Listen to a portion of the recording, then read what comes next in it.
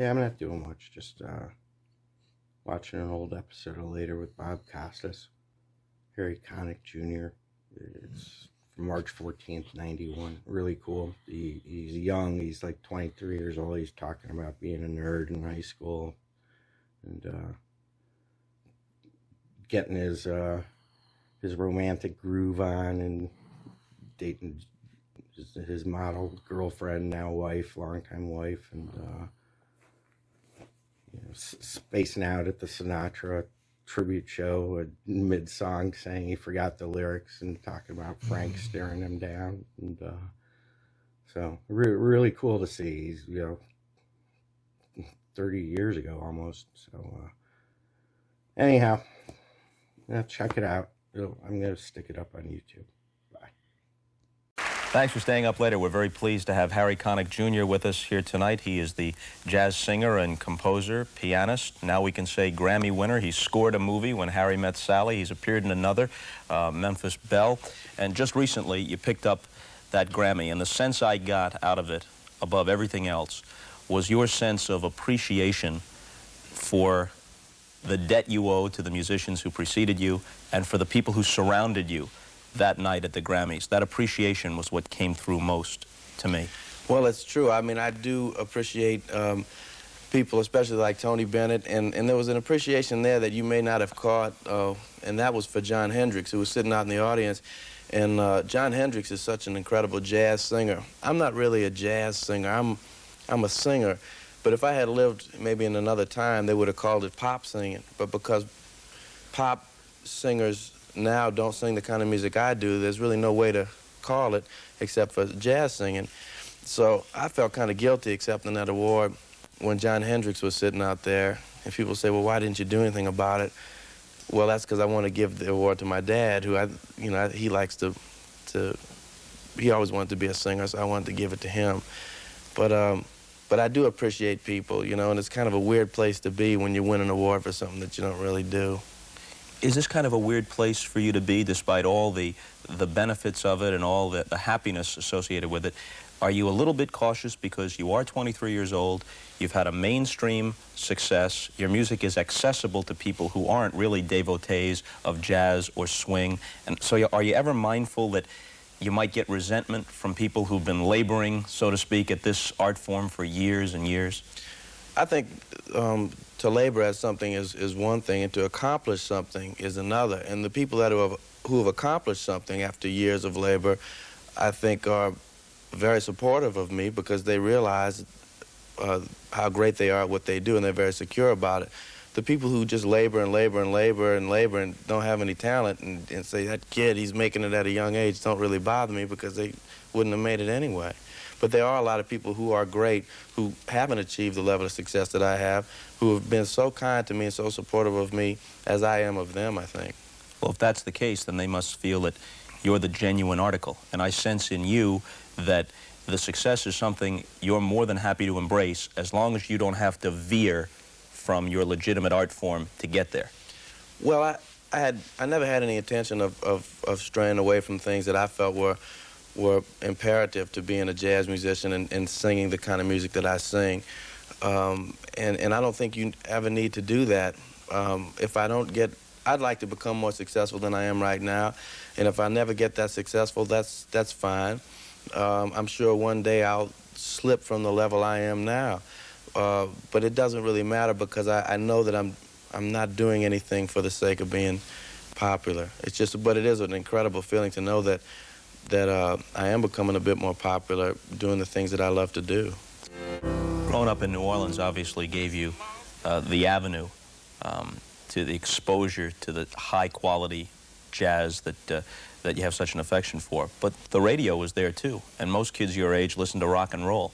Were you affected by that? Were you drawn to that at all? I love it. I mean, I get this every time I hear like the Bee Gees on the radio or Queen or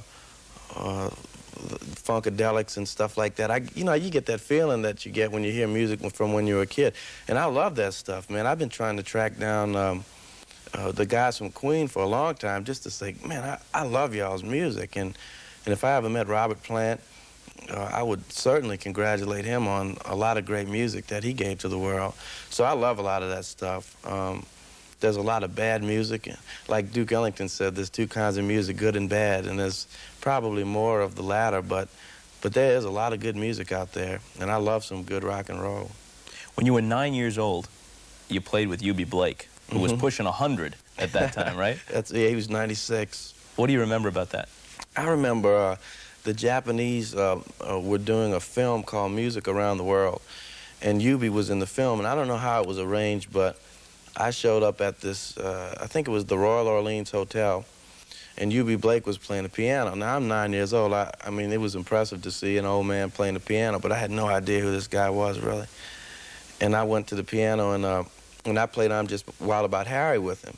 And I used to play with my left hand, keeping the beat like that. Dun, dun, dun, dun, dun, dun, dun. And he started playing with me. Man, the guy's fingers were that long, you know?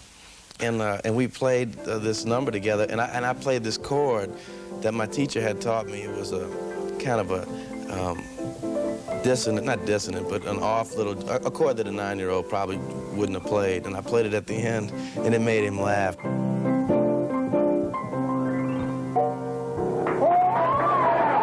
And I look at that tape now, and I think this guy was born in 1883, and you know, his grandfather was playing guitar, you know, like in 1800 or something like that.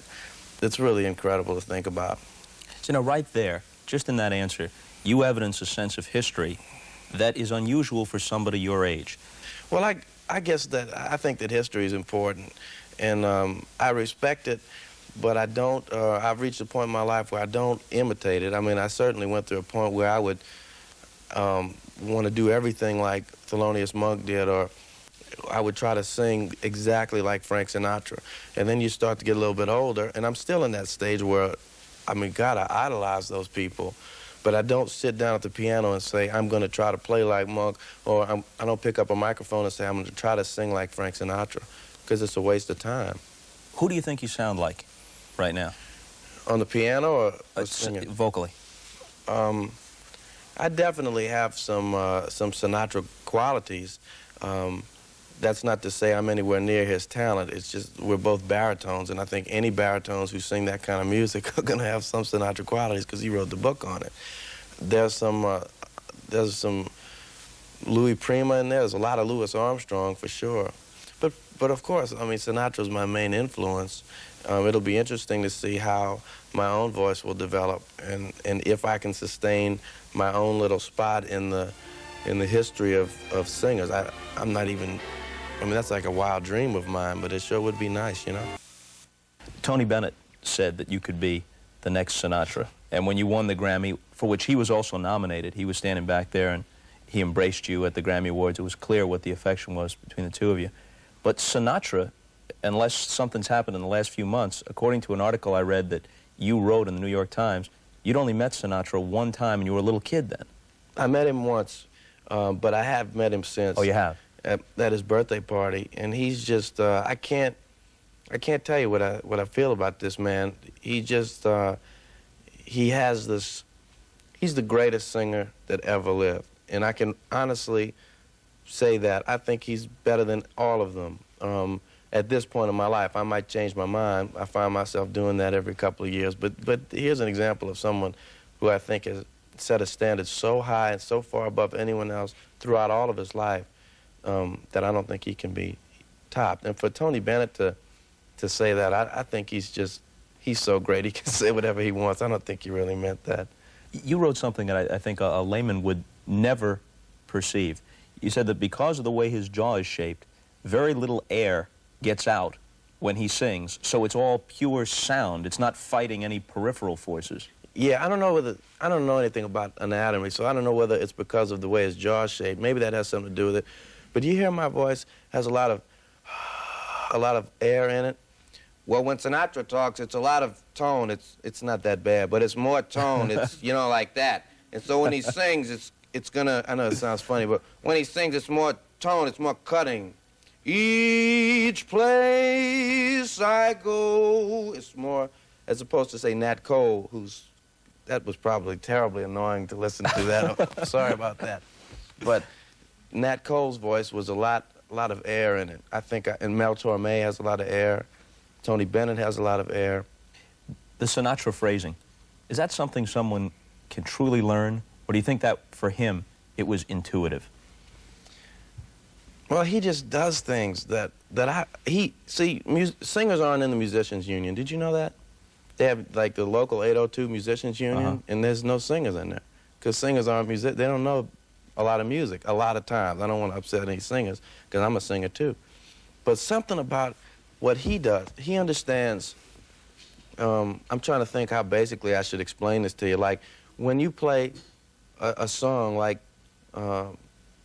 say, The Lady's a Tramp, you have the melody, and then you have the chords underneath. Most singers know the melody, but they don't know the chords. They have different notes in the chords. He knows all of those notes, so he can sing different, he can change the melody around, he can wait and come back in later and still come out in the right place.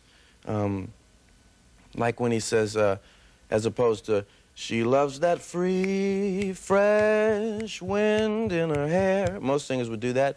Here's Frank. She loves that free, fresh, wild, knocked out, crazy, cuckoo wind in her hair. Now, that's an extreme example of something he does. But what he can kind of, it's called falling into the pocket. You know what I mean? It's like if you hit a baseball and you just get that thing, I guess. I've never hit a home run, but it seems like you could, there's a little thing that you feel when it goes over the fence. Maybe not. You get in the zone. Yeah. Well, it's the same kind of thing with Mr. Sinatra. He gets into this pocket with the band that I've never heard any other singer do that except for Louis Armstrong and maybe, you know, Billie Holiday. How many young singers do you think have been inadvertently ruined by Frank Sinatra, the way young boxers were ruined by Muhammad Ali? Hey, there's one original guy, and don't you be doing this stuff. Just go after the craft in the conventional way. But guys in every lounge across America trying to sound like Sinatra and instead sounding like Joe Piscopo doing Sinatra. Well, he's ruined a lot of people, certainly. He's not going to ruin me because I'm very excited about this music, and I think that's something that a lot of people don't have, is an excitement about it. Man, it's hard to sing like that. I mean, it's hard. You can go and go, feelings, yeah, you know, but that's not exciting music. Now, granted, a lot of people don't have the opportunity to get out in front of a big band and stuff, but it's so hard to explain this to you.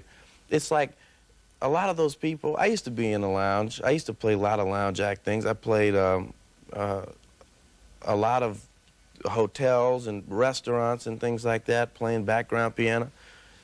And I didn't want to stay there, so I didn't. I got out and I did something else. I went and made it, you know, for myself. And I had a lot of things in my favor, but I think one of the main things was confidence and a will to I said, man, not only do I want to have Frank Sinatra like me, I want to intimidate him, which is why when I got up and sang for him at his birthday party, I was really cocky, because like Jack Jones came off, right? He had to sing in front of Frank, after Frank, and say, God, I can't believe I had to sing after Frank. And I'm thinking in my head, man, I'm going to go blow this dude away. I'm going to make Frank Sinatra wish he had never opened his mouth, right? I'm young. I got everything in the world going for me.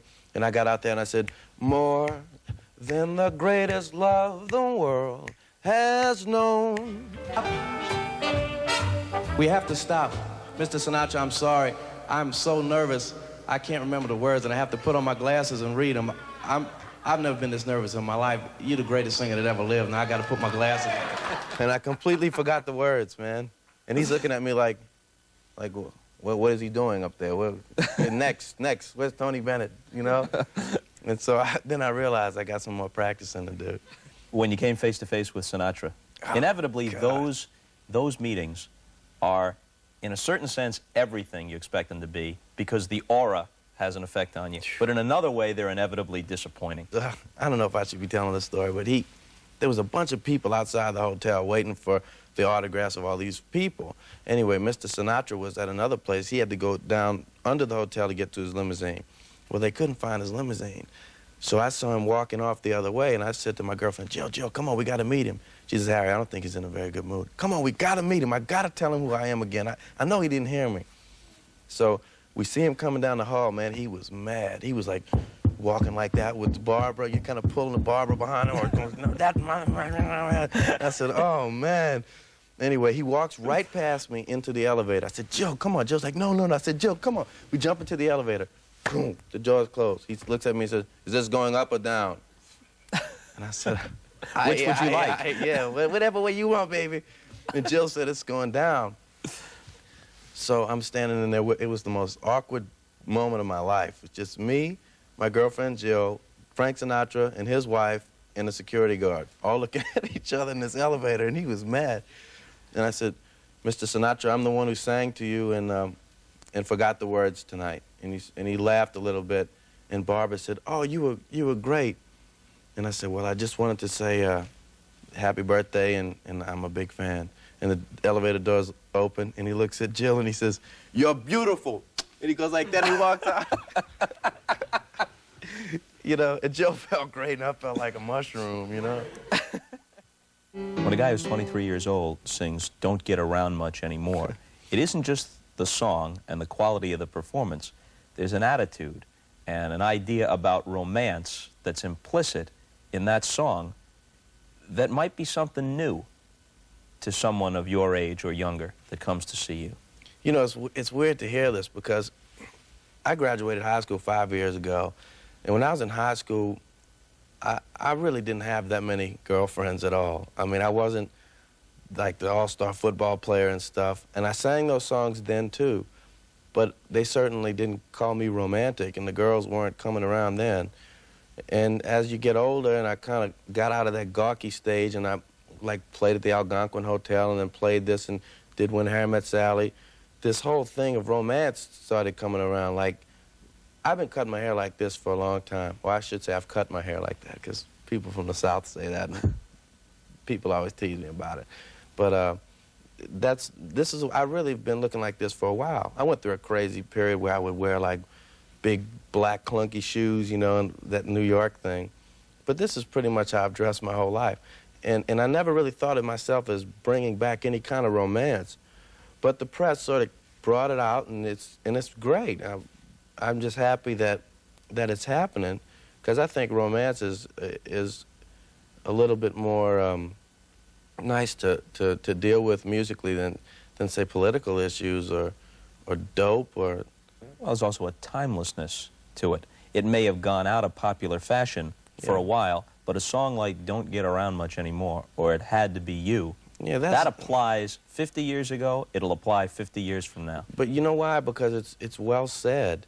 There's a lot of rock acts that are saying the same thing, but it's not well said. They seem to think that ignorance, and I'm not saying this is not a generalization by any means, but a lot of rock and roll groups say, you know, there's a lot of ways to tell a woman, I think you're beautiful, would you come over tonight?